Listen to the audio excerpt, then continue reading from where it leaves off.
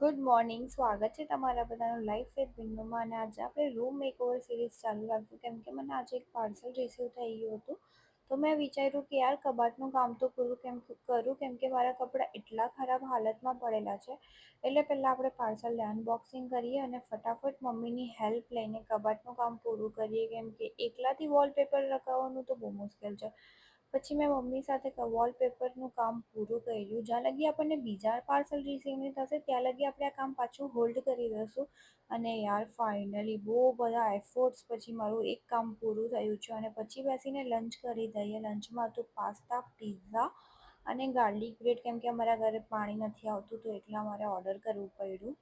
અને પછી થોડોક આરામ કરીને પાછા રૂમને ક્લીન કરવા જઈએ. કબાટની જગ્યા પર મૂકીએ, રૂમ ક્લીન કરીએ અને કબાટમાં પાછા બધા કપડાં વ્યવસ્થિત રીતે મૂકી દઈએ. અને મારા પાસે બહુ બધું કામ છે એટલે રિશી મારા પર મજાક બનાવે છે, પણ ઇટ્સ ઓકે. આપણે આપણા કામ પર ધ્યાન આપીએ અને મળીએ કાલે નવા બ્લોગ સાથે. બાય.